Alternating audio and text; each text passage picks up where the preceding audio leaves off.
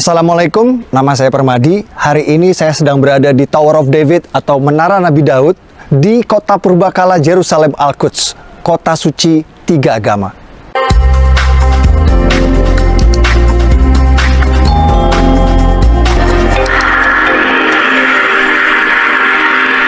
Kenapa urusan Israel-Palestina ini gak kelar-kelar, gak damai-damai? Saya di sini mau cross-check langsung di TKP dengan harapan yang nonton video ini bisa memahami apa yang sebenarnya terjadi di sini. Yuk kita simak fakta-faktanya.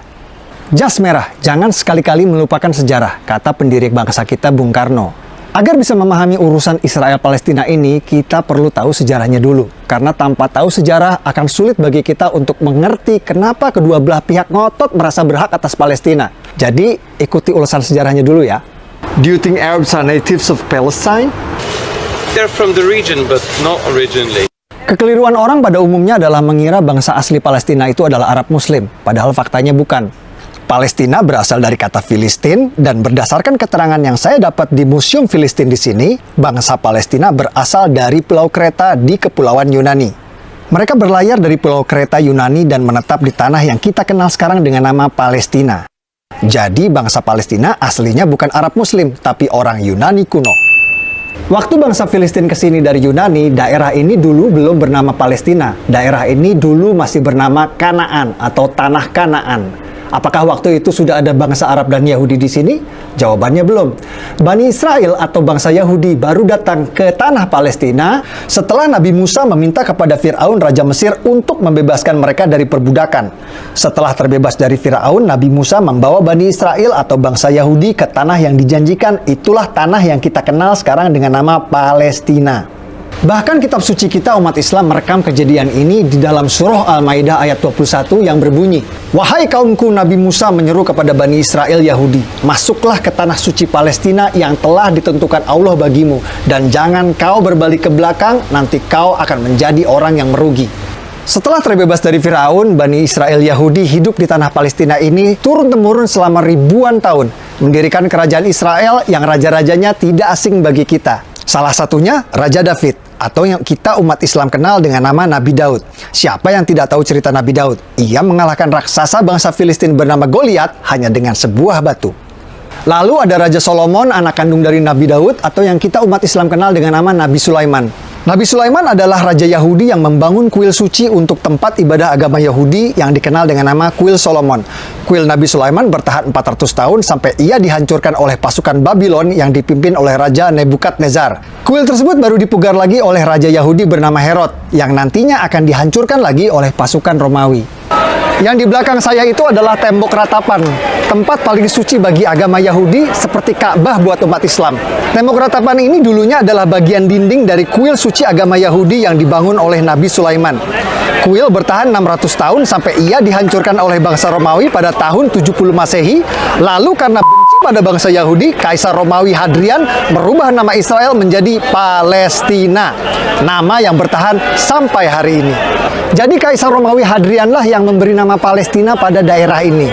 Aslinya daerah ini bernama Tanah Kanaan, lalu Bani Israel Yahudi datang, namanya berubah menjadi Israel, kemudian oleh Kaisar Romawi Hadrian, nama Israel diganti menjadi Palestina. Jadi faktanya bangsa Yahudi memang sudah ada di tanah Palestina ribuan tahun sebelum Arab dan Islam masuk ke tanah Palestina. Inilah yang dijadikan landasan prinsip bangsa Yahudi sekarang ngotot mempertahankan negara Israel ini. Lalu kapan Arab dan Islam masuk ke tanah Palestina? Arab dan Islam masuk ke Palestina saat Khalifah Umar menaklukkan Yerusalem Al-Quds pada tahun 638 Masehi. Tempat ini bernama Umar bin Khattab Square atau alun-alun Umar bin Khattab. Dinamakan untuk mengenang sang Khalifah Umar yang menaklukkan Yerusalem Al-Quds pada tahun 638 Masehi. Oh, sudah waktunya sholat. Yuk kita ke Aqsa.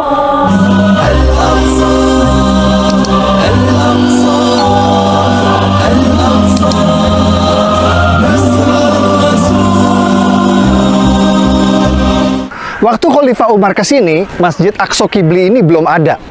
Dome of the Rock atau Haram Al-Sharif, tempat Nabi Muhammad Isra Mi'raj juga waktu itu belum ada. Waktu Khalifah Umar kesini, yang ada di sini adalah sisa-sisa reruntuhan kuil agama Yahudi yang dibangun oleh Nabi Sulaiman dan dihancurkan oleh Romawi. Di atas reruntuhan kuil Nabi Sulaiman inilah Khalifah Umar membangun masjid sederhana beratapkan kayu yang nantinya dipugar oleh Raja Dinasti Umayyah Sultan Abdul Malik bin Marwan menjadi yang kita kenal sekarang dengan Masjid Aqsa. Dome of the Rock Haram Al-Sharif baru dibangun oleh Sultan Abdul Malik bin Marwan, Raja Dinasti Umayyah pada tahun 688 Masehi. Dan Masjid Aqsa Qibli baru dibangun pada tahun 705 Masehi. Kedua bangunan tersebut baru ada 70 tahun setelah Nabi Muhammad wafat. Sampai di sini mungkin ada yang bertanya, lalu bagaimana dengan surat Al-Isra ayat 1 yang menceritakan perjalanan Nabi Muhammad Isra Mi'raj ke Masjidil Aqsa? Simak wawancara saya dengan sejarawan arkeolog ahli situs-situs purbakala di sini. Guys, hari ini kita bersama Dr. John Seligman, sejarawan arkeolog ahli situs-situs purbakala bergelar Dr. S3. And the area of the Sakra, the rock where Muhammad had risen to heaven to go and meet the prophets, as described in Surah Al-Isra, what is meant by the word Aqsa. The word in English, Aqsa, is the furthest place. It doesn't say the word Jerusalem at that time, but that immediately is understood. When Umar enters Jerusalem, he would have mostly found an empty space, and for that reason he builds a small mosque on what is today known as the area of the Al-Aqsa Mosque. The first mosque was built by Umar, and that was replaced by a later mosque built by Abdul Malik. Menurut penjelasan para ulama, Masjid Aqsa pada ayat tersebut bermakna masjid terjauh, juga mempunyai makna tempat bersujud. Jadi yang dimaksud Masjid Aqsa pada ayat tersebut bukan ini, juga bukan ini, karena kedua bangunan ini belum ada pada waktu itu. Arab dan Islam berkuasa selama 500 tahun sampai kerajaan Kristen Prancis datang. Atas perintah Paus di Vatikan, pasukan Prancis datang menaklukkan Palestina yang kita kenal sekarang dengan istilah Perang Salib. Raja Kristen Prancis mendirikan kerajaan Yerusalem dan berkuasa di Palestina selama 100 tahun sampai akhirnya dikalahkan. Setelah 100 tahun, akhirnya Prancis menyerah pada pasukan Raja Salahuddin Ayyubi yang berhasil merebut Palestina kembali ke tangan Islam. Setelah era Raja Salahuddin Ayyubi, Palestina sempat beberapa kali pindah tangan. Pada tahun 1200-an, Palestina jatuh lagi ke tangan kerajaan Kristen Eropa yang dipimpin Raja Frederick II dari Jerman. Namun tak lama direbut kembali oleh Kesultanan Islam Mamluk yang pasukan berkudanya terkenal perkasa. Sampai tiba pada era kejayaan Islam, lahirnya superpower pada waktu itu, yakni Kerajaan Ottoman Turki.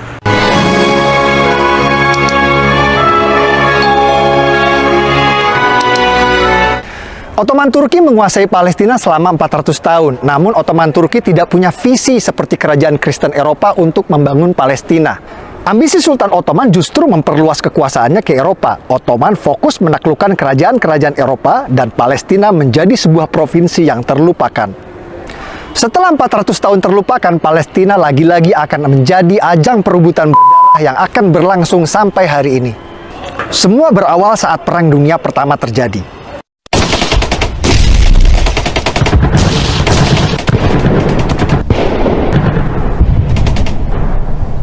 Ottoman Turki kalah di Perang Dunia I dan dipaksa menyerahkan sebagian besar wilayahnya kepada negeri pemenang Inggris dan Prancis.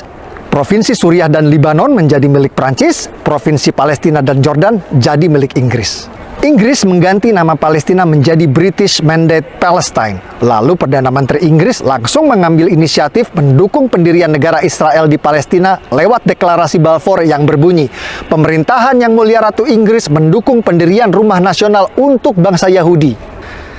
Tidak pakai lama, Inggris langsung memfasilitasi migrasi besar-besaran Yahudi dari Eropa, bahkan memberikan proteksi keamanan bagi mereka di sana. Walhasil, populasi Yahudi di tanah Palestina pun meningkat pesat. Lonjakan imigran Yahudi di Palestina menimbulkan gesekan dengan penduduk Arab yang berujung pada konflik berdarah. Tahun 1920, warga Arab menyerang pemukiman Yahudi di Yerusalem, menewaskan 5 orang yang dikenal dengan kerusuhan Nabi Musa. Persekusi Arab terhadap Yahudi terus terjadi selama 9 tahun.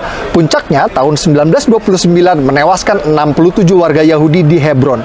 Ini headline koran Prancis yang memberitakan situasi pada waktu itu. Inilah cikal bakal konflik berdarah yang akan berlangsung 100 tahun sampai hari ini. Pada tahun 1947, Perserikatan Bangsa-Bangsa PBB menerbitkan resolusi pendirian dua negara di Palestina, negara Yahudi dan negara Arab. Warga Yahudi langsung menerima tawaran ini dan mendirikan negara Republik Israel. Tapi negara-negara Arab tetangga menolak pendirian dua negara ini dan langsung memerangi Israel. Hasilnya, tepi barat dikuasai oleh Yordania dan Gaza dikuasai oleh Mesir. Jadi yang menggagalkan berdirinya negara Palestina itu bukan Israel, tapi Yordania yang menjajah tepi barat dan Mesir yang menjajah Gaza. Bahkan selama bertahun-tahun, Yordania dan Mesir menolak mengakui kedaulatan Palestina di tepi barat dan Gaza dan menganggap dua daerah tersebut menjadi bagian dari negara mereka. Ini fakta. Jadi Palestina negara pertama yang mengakui kemerdekaan Indonesia itu hoax ya guys, karena waktu Indonesia merdeka belum ada negara Palestina. Negara yang pertama kali mengakui kemerdekaan Indonesia adalah Mesir. Ini foto Haji Agus Salim di Mesir menandatangani pengakuan kedaulatan Indonesia. Negara-negara Arab terus menolak pendirian negara Palestina inisiatif dari PBB. Dan pada tahun 1967 kembali menyerang Israel di Perang 6 Hari yang dimenangkan oleh Israel. Kekalahan ini malah membuat tepi barat dan Gaza kini dikuasai penuh oleh Israel. Bahkan saat Yasser Arafat, pemimpin Gerakan Pembebasan Palestina PLO, sepakat perjanjian damai Oslo yang akan mendirikan negara Palestina berdampingan dengan Israel ditolak oleh partai oposisi Hamas yang membuat pendirian negara Palestina kembali gagal. Dulu PBB menawarkan pendirian negara Palestina ditolak, malah dibalas dengan perang. Lalu Amerika menawarkan pendirian negara Palestina kembali ditolak, malah dibalas dengan serangkaian teror yang dikenal dengan nama Intifada. Pada Juni 2001, bom di tempat hiburan di Tel Aviv menewaskan 21 anak remaja. Lalu Agustus 2001, bom di restoran di Yerusalem tewaskan 15 warga. Desember 2001, serangan bom tewaskan lagi 13 warga. Dan puncaknya pada Maret 2001, sebuah bom tewaskan 30 warga yang sedang rayakan Hari Raya. Rangkaian serangan ini memaksa Israel membangun pagar tembok tinggi sebagai satu-satunya cara untuk mencegah teror bom. Dan rakyat Palestina yang tadinya bebas ke Israel untuk bekerja sekarang tidak bisa lagi.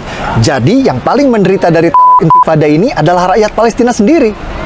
Sepertinya perdamaian memang sulit tercapai di sini karena setiap ada upaya menuju perdamaian selalu ada pihak-pihak yang berusaha untuk menggagalkannya. Tahun 2007 saat Presiden Palestina Mahmud Abbas sepakat dengan solusi dua negara, oposisi Hamas malah sengaja menembakkan roket-roket ke Israel sebagai tanda mereka menolak solusi damai tersebut.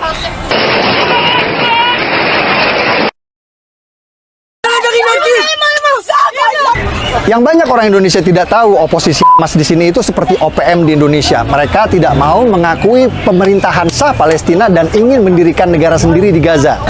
Serangan-serangan roket Hamas ke Israel menyebabkan Gaza diblokade dan rakyat Gaza menderita. Simak apa kata warga Gaza soal Hamas.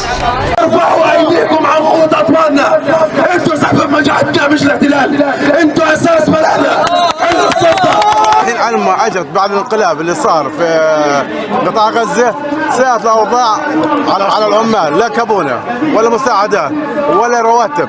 احنا بنطالب براتب شهر. حررناهم من اليهود لو جينا عيب يا اخي عيب اسمع عيب لك اليهود اليهود سرقوا السود Yang bikin sulit damai di sini bukan Palestina radikal saja, tapi juga Yahudi radikal. Salah satu masalah besar yang ditimbulkan oleh Yahudi radikal adalah illegal settler atau pemukim ilegal di tepi barat West Bank yang merupakan wilayah Palestina. Illegal settler atau pemukim ilegal dari Israel sengaja melanggar perbatasan dan membuat pemukiman ilegal di tepi barat yang merupakan wilayah Palestina. PBB pun mengecam keras tindakan pelanggaran perbatasan ini dan menyebutnya sebagai tindakan ilegal yang merusak perdamaian. Pemerintah Israel berulang kali mengerahkan militer Israel IDF untuk menggusur para pemukim ilegal ini dari tanah Palestina. Namun mereka tetap kembali dan kembali lagi melanggar perbatasan, membuat perdamaian sulit tercapai.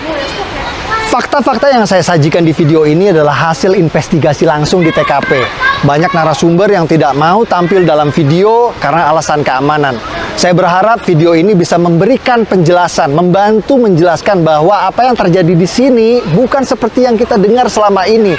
Yang katanya Yahudi menindas umat Islam Palestina lah. Gimana bisa menindas umat Islam sedangkan di militer Israel IDF aja ada 4.000 tentara Arab Muslim. Ini tentara Israel namanya Muhammad, difoto sehabis ngaji Al-Quran. Ini juga tentara Israel namanya Yahya Muhammad.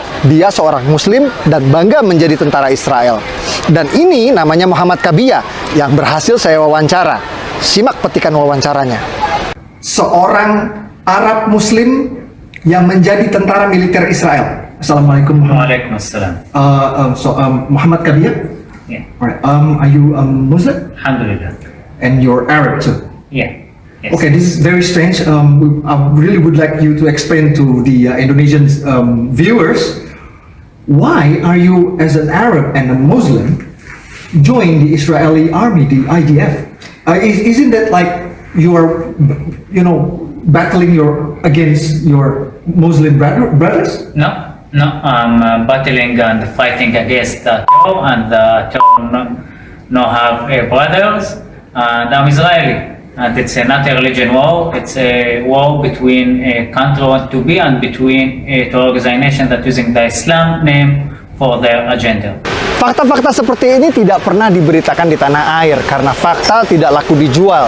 Yang laku dijual adalah berita sensasional meskipun sering bertolak belakang dengan fakta di lapangan. Peduli Palestina dalam masalah kemanusiaan. Betul, saya setuju. Tapi jika Anda peduli tanpa tahu fakta, hanya akan membuat Anda mudah dibodohi oleh penipu maling donasi seperti ACT yang sering memutarbalikkan fakta agar uang keluar dari dompet Anda. Kalau menurut Anda video ini bermanfaat, please bantu klik like dan subscribe ya, untuk membantu algoritma YouTube agar video ini bisa ditonton oleh lebih banyak orang. Lebih bagus lagi, share link video ini di grup WhatsApp Anda. Dengan saya Permadi, dari kota Purbakala Jerusalem Al-Quds. Assalamualaikum warahmatullahi wabarakatuh. By the way, kalau ada yang tanya apa kapasitas saya membahas sejarah, saya adalah seorang pemerhati sejarah yang sering diundang TV nasional. Seragam legioner. Trup legioner itu trooper atau prajuritnya dari kerajaan Romawi. Bang Andy. Oke. Ya, semua sejarah kita cinta. Permadi, Ya, siap Bang.